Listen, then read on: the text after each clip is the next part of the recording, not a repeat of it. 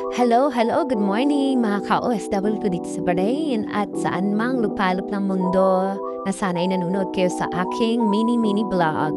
Okay, so it's a 50 of Eid Mubarak today dito sa Bahrain. So, it's Monday. Bukas may pasok na, kaya kailangan sulitin na ang araw. So, kagigising ko lang and it's 11 a.m. in the morning. So, naisipan namin kumain na lang sa labas.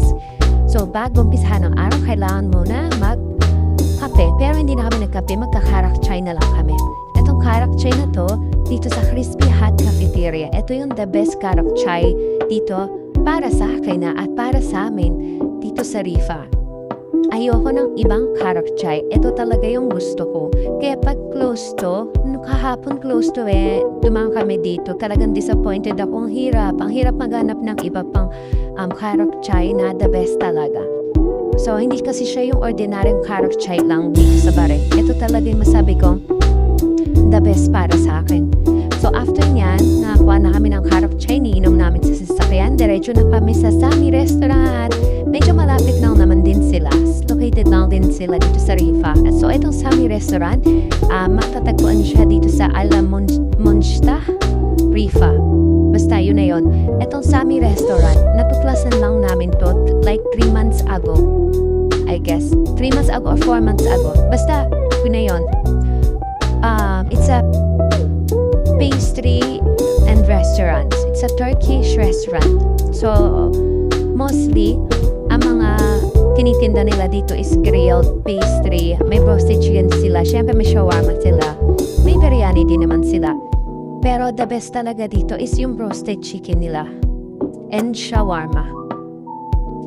Oh my God. So sa dinami-dami ng shawarma shop dito and roasted shop dito sa Bahrain, ito lang masasabi ko na the best. Etong Sami Restaurant. Pumunta kayo dito guys. Kakabagong renovate lang nila. Before, pumunta kami dito, hindi pa siya ganito. Kaya namin natukasan to kasi sobrang laging busy dito tuwing gabi. Sobrang busy. Laging take away lang naman.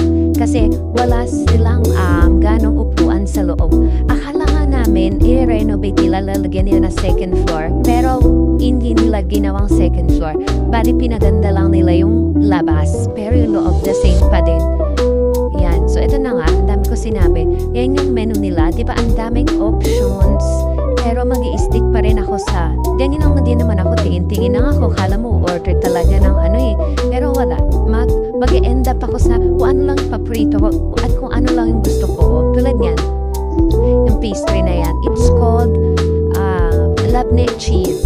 Try nyo yan guys. Lalo pag breakfast. Bagay yan sa karak chai. Tapos mix biryani rice with grilled chicken. And ito yung roasted chicken guys. Spicy flavor of course. I love spicy.